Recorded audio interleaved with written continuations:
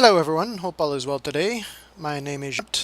So what's the plan for today? Today we will discuss studying the association between two categorical variables. In or on my screen, I have a table.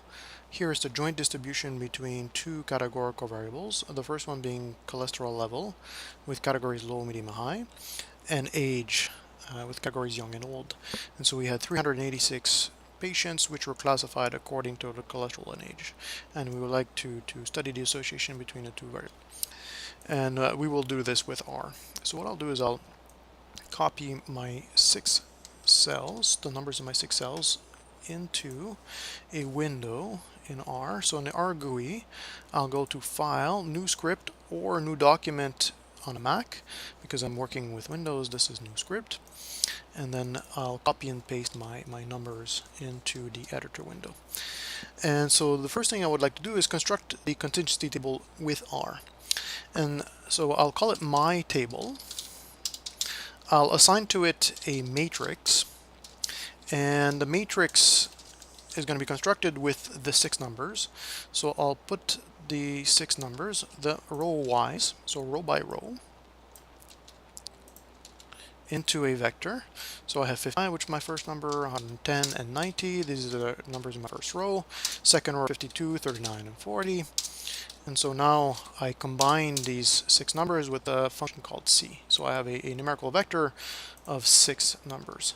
And then I'll need to tell R that we're going to do this by row. So by row equals to true. And then I need to also give the number of columns. So number column, so ncol will be 3. We have 3 columns. Okay, so as I select, and then I'll submit to my R console by doing a Control R, or submit with a Command Enter if you're using a Mac. And so I'll go to my console, and then I see that my command has been. So if I want to display my table, and then here we have the contingency table within R. But it's not nice, we don't have names for our columns and our rows. Remember that the columns, if I go back to my Excel sheet here, the columns were cholesterol level, and the rows were the age. And so I'll give names to my columns and names to my rows. And so this can be done with 2 functions. These are called call names and row names. Okay, and so I'll create a vector in both cases with names. And so here for the columns we had 3. These were low, medium, and high. And then for the row names we had 2 names. I think these were young and old. If I go back to my young and old, yes. Okay, and so then I'll select call names and row names, and then if I go back to my console, whoops, I go back to my console, Windows or console, and then I'll redisplay my table. So now I have my contingent table. Oh, I'm missing the names. This is column names of my table, and then row names of my table. Yes. Okay. So if I go back to my console and then my table, and now I see I have names for the columns and names for the rows. And so now what we're going to do is study the association by doing a test of hypothesis. In a null hypothesis, we're going to assume that there's no association, and the alternative that there is an association, we're going to use the Pearson's chi-squared test.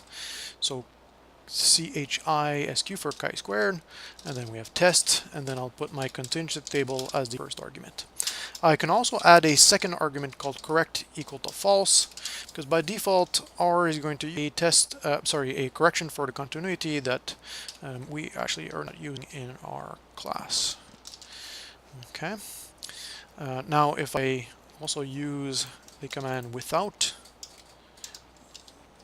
this argument of correct equal to false, we'll actually see that they to be similar.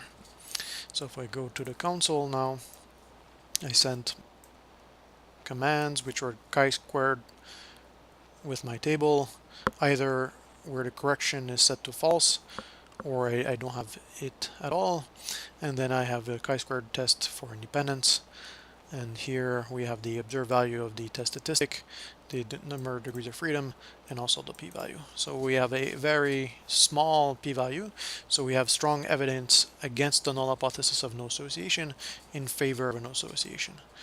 And so we can conclude that there's an association between age and cholesterol level.